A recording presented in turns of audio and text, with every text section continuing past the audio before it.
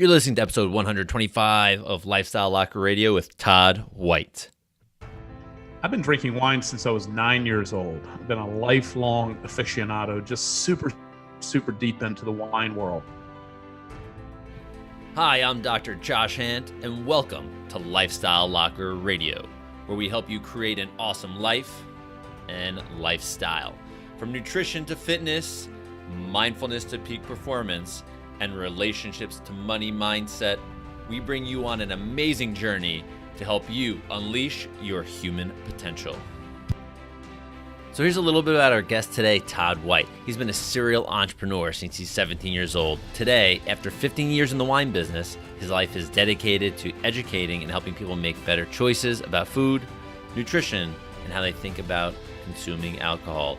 He is the founder of Dry Farm Wines, a writer, speaker, and a leading authority on healthy, organic, natural wines and the importance of microdosing alcohol for health, longevity, and vitality. Todd's passion is unlocking the best way to enjoy alcohol, how to enjoy the benefits of moderate consumption while avoiding the negative outcomes. Todd has been the featured guest on many of the nation's leading health influencer podcasts, including Dave Asprey's Bulletproof Radio, Mark Sisson's Primal Blueprint, Ben Greenfield Fitness, Abel James's Fat Burning Man, Robb Wolf's Paleo Solution, Drew Manning's Fit Fat Fit, Jimmy Moore's Livn Low Carb show, and I'm adding this one, Lifestyle Locker Radio with yours truly, Dr. Josh Handt. Todd is a self-described biohacker who practices daily meditation, Wim Hof breathing, cold thermogenesis, a ketogenic diet, daily 22-hour intermittent fasting, and he is a fitness enthusiast. He's also a frequent speaker on the topics including ketogenic diet and lifestyle, meditation, company culture, and business performance. Dry Farm Wines has grown over 675x in revenue since its 2015 founding, making it one of the fastest growing private companies in the U.S., doing so without any debt or investors. So without further ado, here's our awesome guest today, Todd White.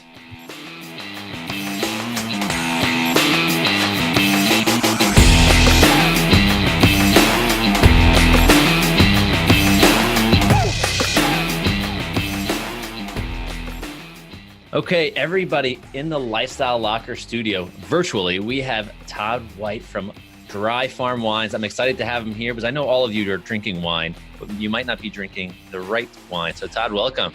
Hey, thanks for having me today. I'm looking forward to talking a lot about wine. Yes, you are the master at that. I'm just a consumer at this point. Hopefully become a little more educated myself. So, I want you to give people a little bit of story. Wine's a really huge culture all over the world. What got you into wine, and as far as a business standpoint? Well, from Dry Farm Wines began in my personal quest to drink healthier and drink better wine. So it was really, I've been drinking wine since I was 9 years old. I've been a lifelong aficionado, just super deep into the wine world. However, I became ketogenic about 5 years ago, or a little more than 5 years ago, and really super dialed up into nutritional programming and a lot of other biohacking. I just found that I couldn't drink wine anymore. It was making me sick, and I was feeling bad and terrible hangovers, and sort of like, I don't know, there was something wrong with wine, or there was something wrong with me. So that kind of began my journey of figuring out what was really going on in the wine world, which is quite toxic. Okay. And, I didn't have any idea, and neither does anybody else. So as I kind of stumbled upon the natural wine revolution, which was happening in central France. That's kind of where it started. I just stumbled on it quite by accident. And then when I began to learn about what was going on in wine manufacturing, I started to understand why I wasn't feeling so well. So I decided to share that story with the world. And primarily through podcasts and blogs, we can now share the story with millions of people. But so what's really going in wine, when you walk into the grocery store or into a wine shop or look on a restaurant list, most of the wines you're seeing are quite toxic. And so that's really kind of what led me. But the original goal was to find, it wasn't to create a business. I wasn't trying to create a business. I was trying to solve a problem I had. Got it. Turns out that lots of other people have the same problem. That's how it became a business. Okay. And then, so then you're saying not all wines are created equal. I mean, I guess it doesn't have to do with money or like the cost of a bottle of wine. Like when you're in a restaurant, a $10 bottle versus a $100 bottle. Does that make it a safer, or cleaner, or better wine to drink, or just? No, not at all. It doesn't matter if you pay $115 or $15 a bottle. You're still drinking chemicals and additives. Okay. So let's get into that. So Dry Farm Wines and yourself, you guys have created a solution to this problem. What is getting into wines? Like, what makes a wine toxic? Well, here's some dirty, dark secrets of the wine world, right? Of the wine business. So everything I'm going to tell you is easily verifiable by going to a Google search. At all the available and facts I'm about to share with you. This is not my opinion to make this up. You can verify any of it. Great. There are 76 additives. You can see those just by searching FDA additives in wine. There are 76 additives approved by the FDA for the use in winemaking. Now, the reason you don't know about these additives, many which are quite toxic and poisonous, the reason you don't know about these additives is because the wine industry has spent tens of millions of dollars in lobby money with their politician friends in Washington, D.C. to keep contents labels off of wine and also nutritional information off of wine because they don't want you to know about the sugar that's in it. So here's the deal. If a wine bottle had a contents label on it, and I might add that wine is the only major food product without a contents label. If it had a contents label, it would look like just like the rest of processed foods. It would have a whole bunch of chemicals and a whole bunch of stuff in it that you couldn't even pronounce or even know what it was, right? It'd be a little rectangular label that had a whole list of stuff on it. And grape would be somewhere like at the bottom or middle of that list. Well, I don't know where it would be, but presumably grapes would be on there at some point. Yeah. So here's the problem. So, consumers are drinking something, they have no idea what's in it, right? The rest, for me and you and your listeners and my friends and the people that we follow are picking up anything in a package to see what's in it before they eat it, right? Well, you don't have that right where wine is concerned. And so, because the wine industry doesn't want you to know what's in it. And so that's really, at a very high level, what's wrong with conventional wines. Now, the wines that we sell and drink are additive free. They're 100% natural. They are organic or biodynamically grown. They are fermented with wild native yeast that's indigenous to the vineyard where the grapes are grown. Now, conventional wines, the ones you see in your store, the problem there is that they are fermented with genetically modified, GMO, lab-grown commercial yeast. Now, why do they do that? Because these commercial yeast, these genetically modified yeast, are developed to be very sturdy and hardy and easy to work with and enable you to make wine in large volumes without any issues, right? Wild native yeast, which are on the skin of every grape in the world. So you don't need anything to make wine other than a vessel to put the grapes in. Wow. Right? Okay. So on the skin of every grape in the world is wild native yeast. It's captured through the air. Now, the first thing a conventional winemaker does is kill that yeast with sulfur dioxide and then inoculate it with this genetically modified lab-grown yeast for the three reasons I'm about to tell you. One, it's sturdy and hardy and easy to work with. Native yeast are temperamental, wine can't be made in very high volumes with it. It's just too temperamental. Number two, native yeast will die in a high alcohol environment. We're going to talk about alcohol in a moment. These lab-grown yeast will withstand high alcohol environments. Number three, these genetically modified yeast are developed to have certain flavor profiles. Now, what I mean by that is if you grow this crappy grape in Central California, and you want it to taste like an Italian wine, there's a yeast for that. Oh, geez. Right. And so this commercial yeast business is very big. So those are the distinctive differences between commercial and natural wine. And I don't want to be confusing, because when I tell people natural wine is actually a term and a globally recognized type of wine. And it's very confusing to people because they believe the first thing they say is, aren't all wines natural? And no, they're not, for the reasons I just explained to you.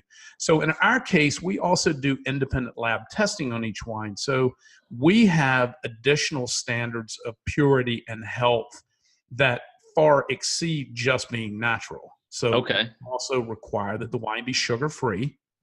And we do lab tests for all of this. We also do testing for mold, mycotoxins like ochratoxin A, which is quite common in wine, and we believe is quite poisonous.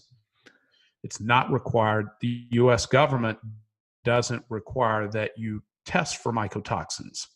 Now, if you bought a wine in Europe, the EU does require that all wines are tested for mycotoxins.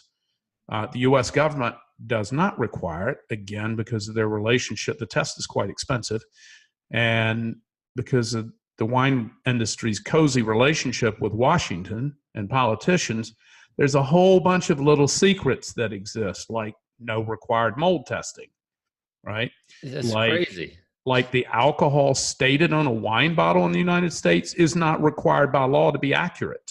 And usually it's rounded down.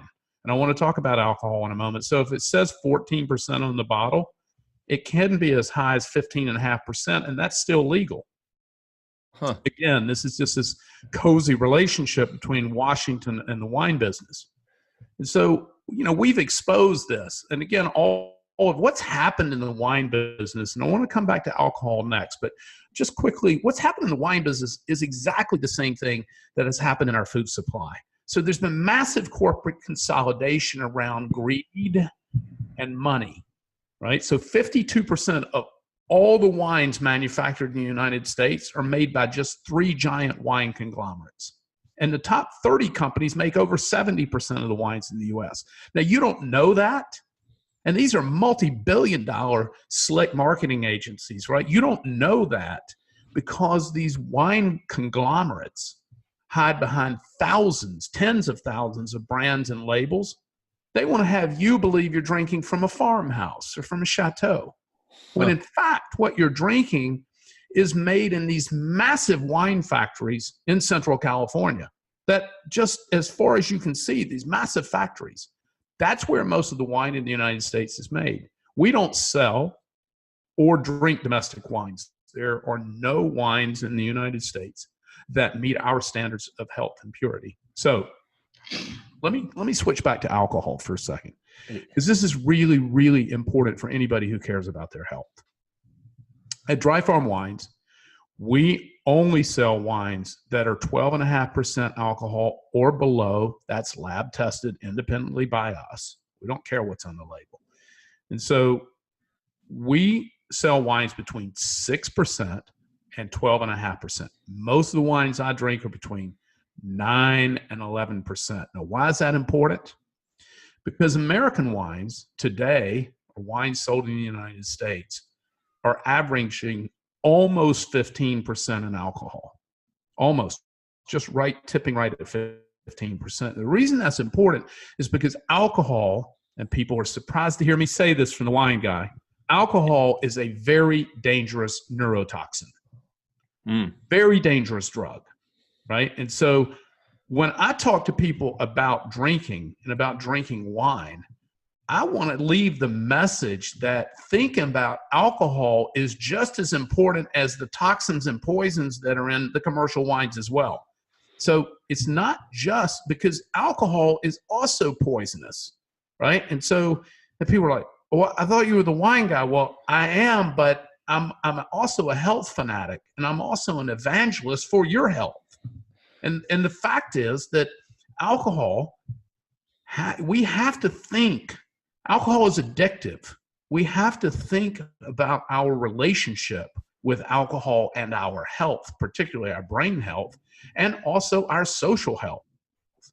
What all that means is that we should be drinking lower alcohol wines that are also natural and clean, right? And because alcohol is a domino drug, just like cocaine is an example. So when I say domino drug, what I mean is envision the dominoes falling. So what that means is the more alcohol you drink, the more you will want to drink, right? Okay, yeah. So that's the reason. Cocaine's the same way. I mean, so there are many drugs that have this sort of this effect on our neurochemistry. So this domino drug effect, the wine industry loves this, and the wine industry loves that alcohol levels have been rising in wine over the last 3 decades. Now they used to be in the 12% range 30, 40 years ago. Now they're at almost 15%. They love it because alcohol is addictive. Yeah. It impairs your judgment. And the more you drink of higher alcohol products, the more likely you are to consume more at that time, right? And so I want people to think about their relationship with alcohol. And when you drink a lower alcohol wine, you're able to drink more of it without the negative impact. And so if you're like me and my friends, probably like you, I don't have a glass of wine. I like to have several. So over the course of an evening, I don't drink during the daytime. I don't recommend anybody else does either for a whole list of problems we don't have time to cover. But I do sit down at the dinner table with friends and share wine, and that becomes a very positive experience with alcohol. And so I just think it's really important that most people never give any thought to how much alcohol is in a wine bottle. They never even look.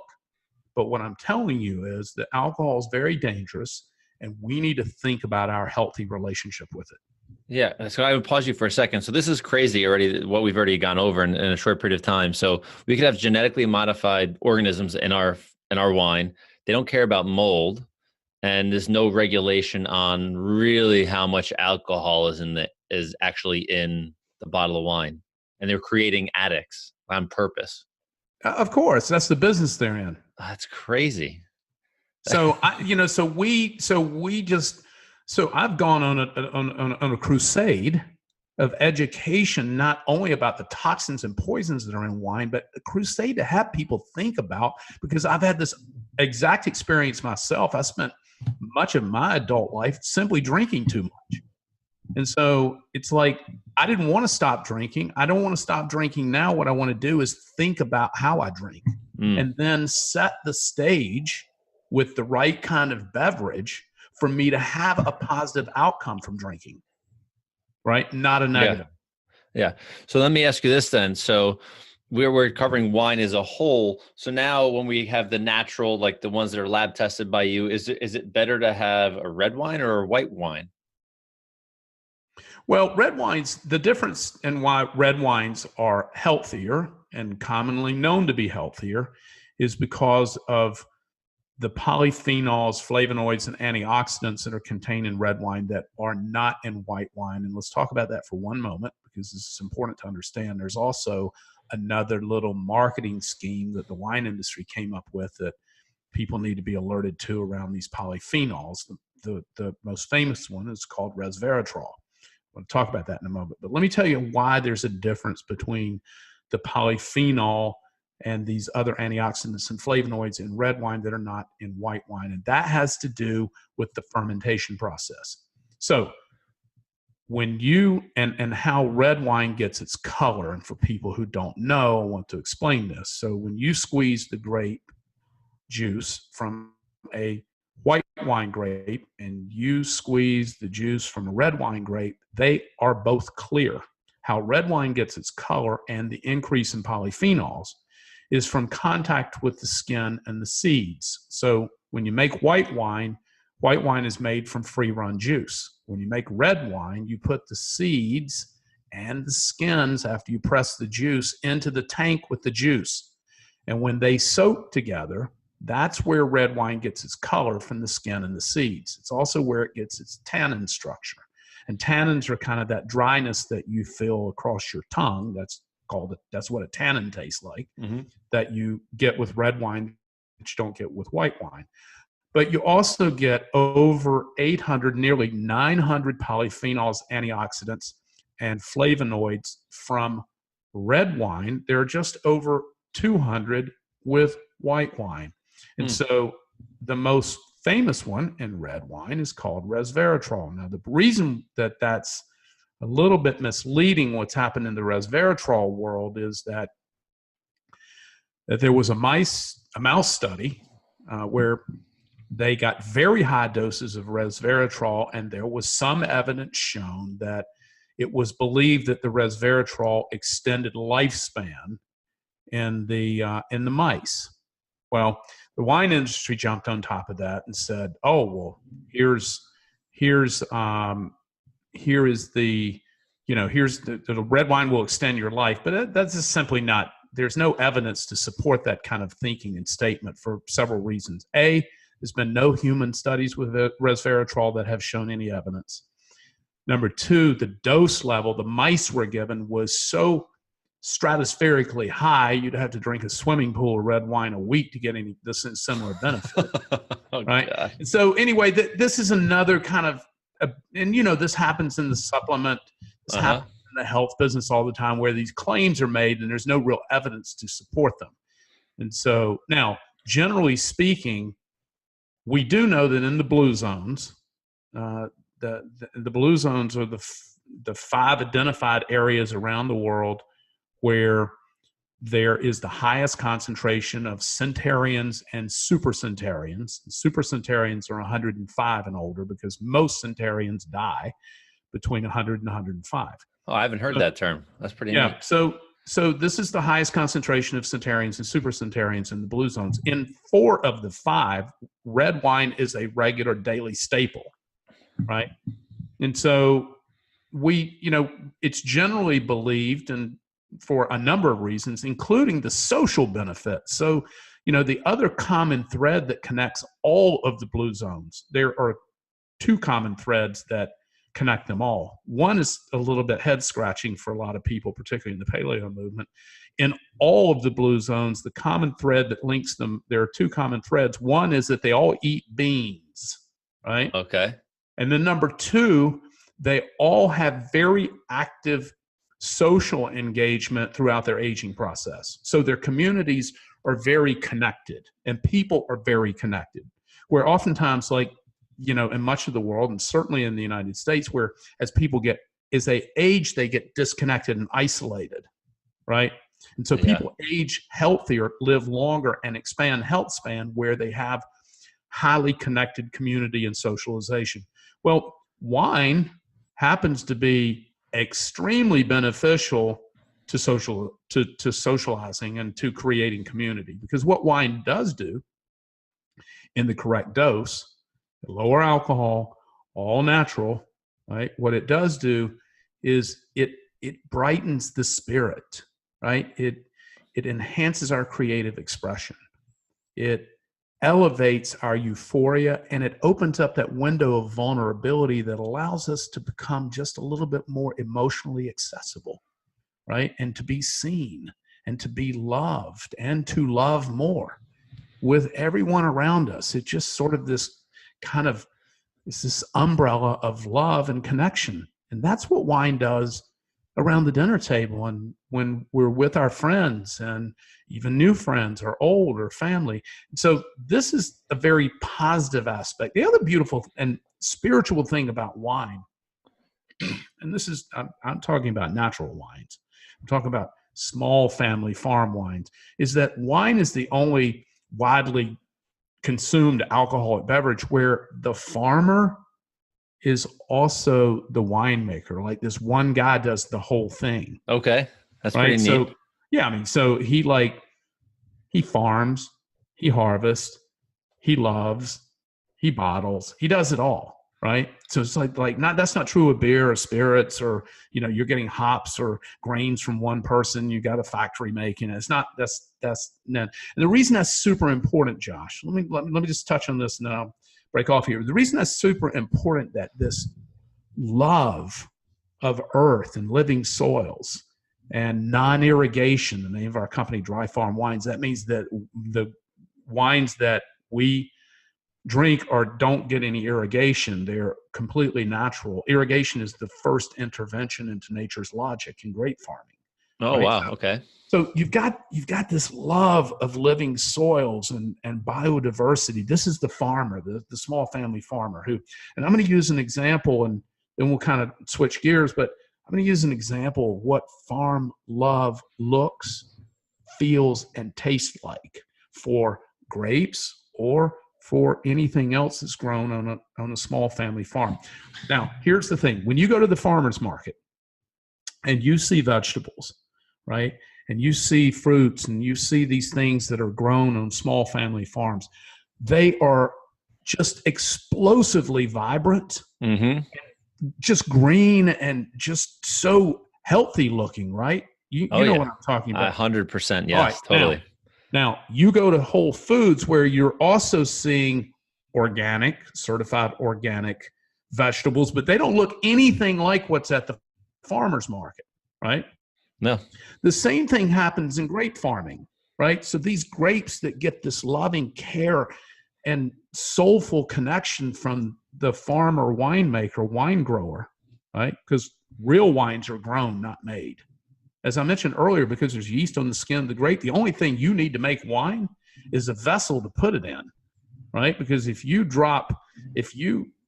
pick a bunch of ripe grapes, wine grapes, and you throw them in a bucket and the skins break open, it'll start fermenting, right? Okay. Yeah. I mean, as long as the temperature is warm enough to activate the yeast, then it will start fermenting. Now, it may not be great quality wine, but you'll start having fermented beverage in the bucket. That's all that's needed to make it. So wines are really grown, natural wines. They're not made, they're grown. So anyway, that's kind of a little farming lesson. Yeah, no, I think that's a really interesting thing that you talk about. Irrigation is like the first step to try to outsmart nature. And, we have a little vegetable garden in our yard where I live, and it's, the years that, we don't have irrigation. We don't use any pesticides or anything, but the years that I forget to, we'll say, water the plants, and they grow great no matter what. Sure, nature knows what it's doing, I think, right?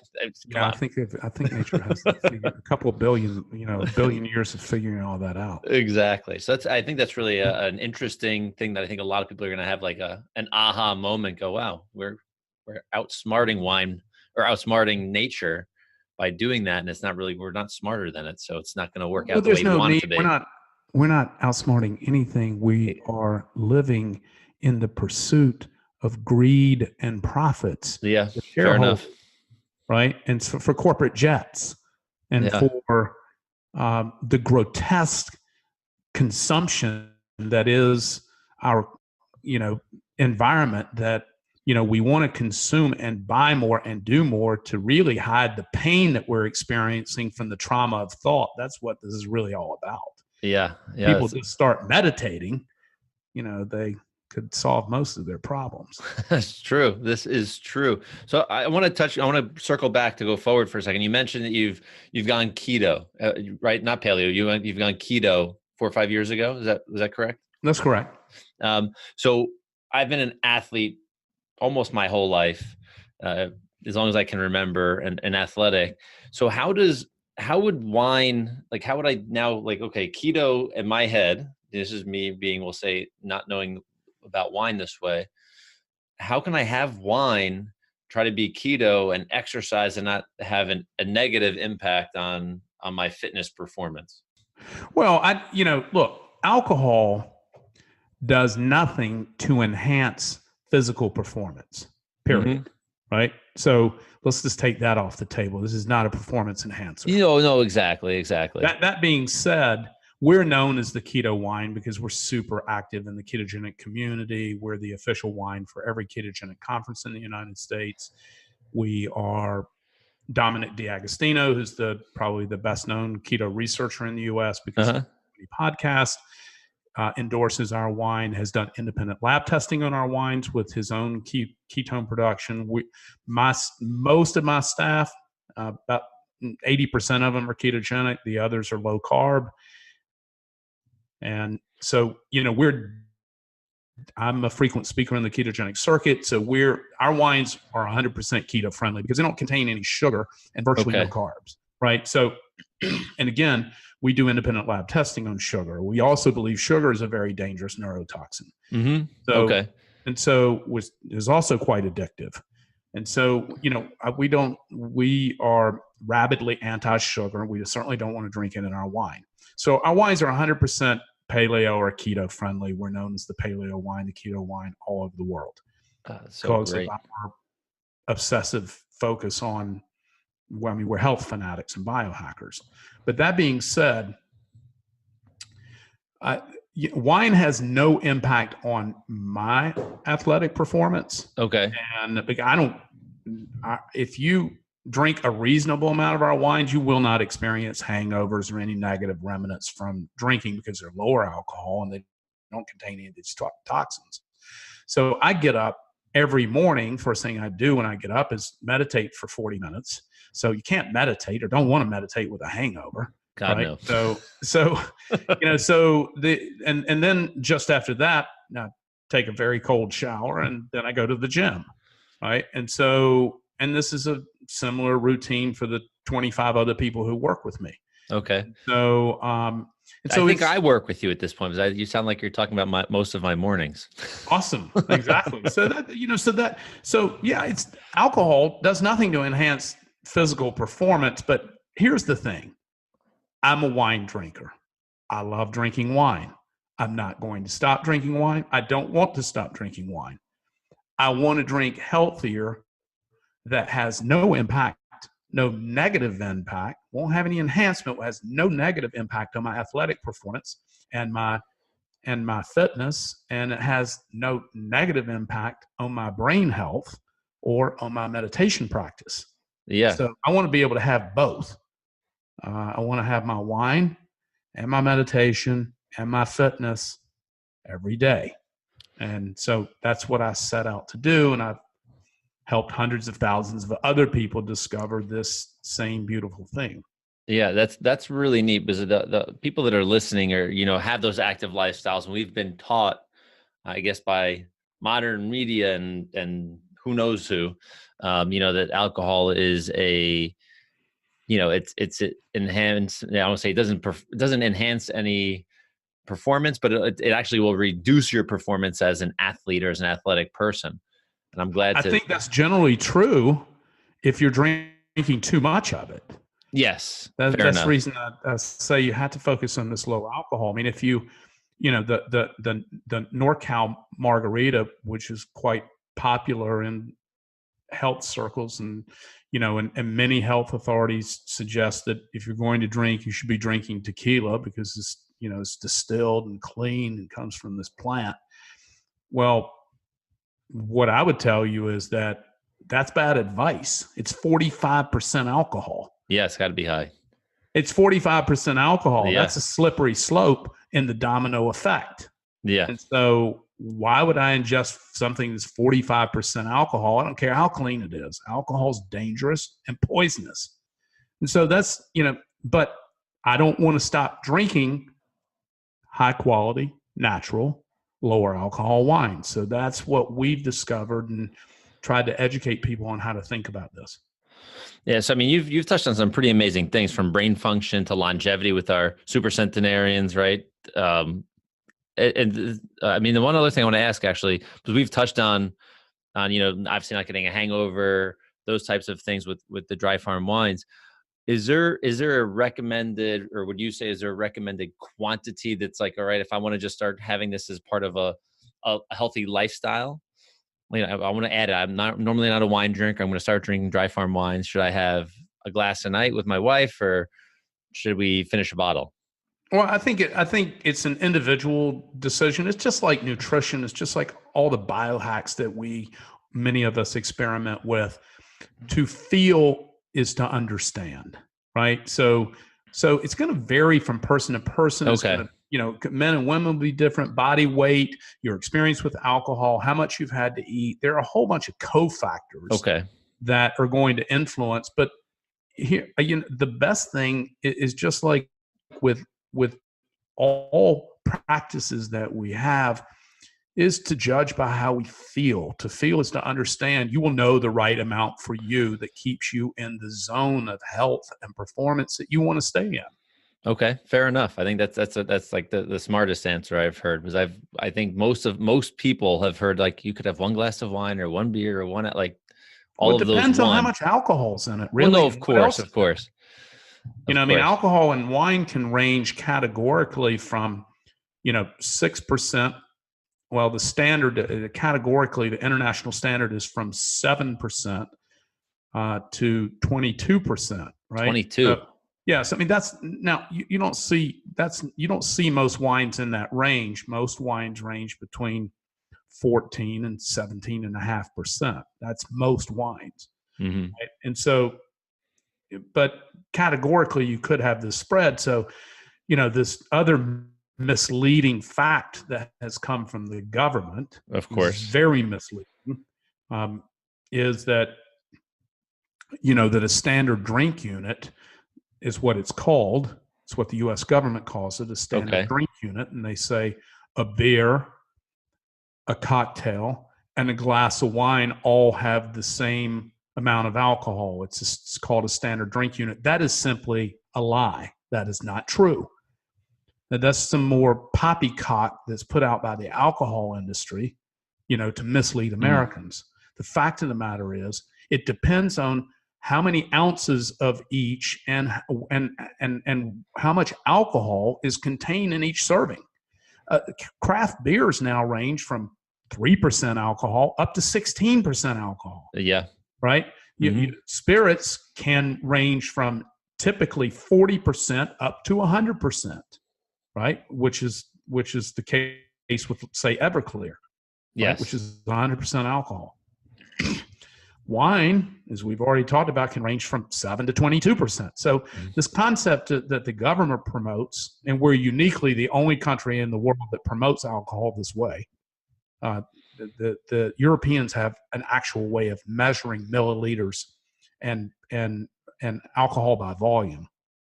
But in the U.S., we have the standard drink unit, which is just poppycock invented by the alcohol industry to have you feel better about drinking.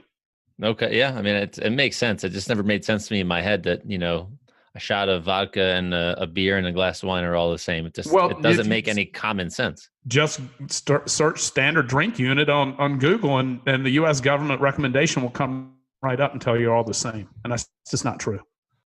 So let's wind things down, because I think we have a lot, no pun intended, to digest here. A lot of people are probably already like chomping at the bit to get their, start getting good wine, real wine, natural wine that you guys send out. So I know you have a gift for the audience. Let me wrap up with two things. One, drink natural wine. Try to find lower alcohol wines. Here's how you can find natural wine if you don't buy it from us. Now, you're not going to get the same lab tested quantifications. You're not going to get our certification on the wine, but generally speaking, natural wines are going to be just healthier for you. There's a wine app called Raisin on your smartphone that will help you find natural wine restaurants, retailers, and bars. They're generally only in large markets like New York, San Francisco, Los Angeles, Chicago. If you live anywhere else, you're not going to find them. You can also do a Google search for natural wines in your market and see if you can find a retailer who claims to have any. But that being said, if you'd like to get it from us, we have a special offer for your listeners today. They can get a 1 penny bottle simply by going to your link that we've set up for you. And that link is... You ready for me to say it? Yeah. Go ahead. So it's dryfarmwines.com/lifestyle locker. So that's dryfarmwines/lifestyle locker. Yeah. Head on over there. And just so you know, I want to make sure all of these details will be in the show notes. So you can head over to lifestyle locker/dryfarmwines. All the details will be in the show notes for us. So Todd, I want to thank you. This has been like, I got a lot more than I bargained for. So I do appreciate that. And I'm excited to be able to share your mission with our audience, because I think it's an awesome mission.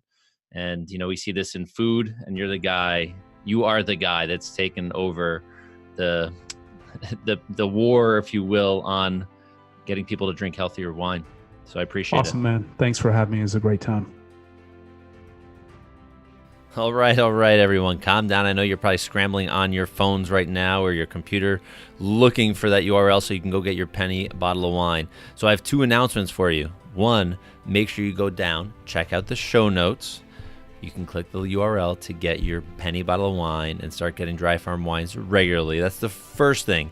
Second thing, you heard in the beginning that Todd does something called the Wim Hof technique. He does cold thermogenesis. He does meditation.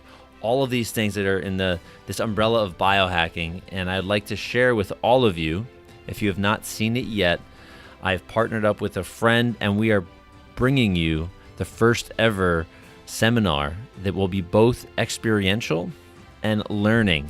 And this is going to be a game changer. We have amazing speakers. We have a Wim Hof Level 3 certified trainer. We have PhDs, researchers, osteopaths, medical doctors. We even have Robert F. Kennedy coming to speak on the Children's Health Defense Fund.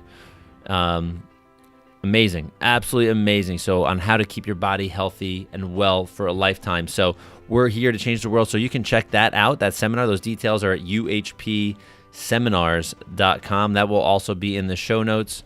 So everyone, go get your wine, listen to this episode again, and learn some more. And I appreciate you all. So if you haven't yet, head over to iTunes and give us a 5-star review. I would greatly appreciate it. And that's it, y'all. Go have a fantastic day, evening, or night.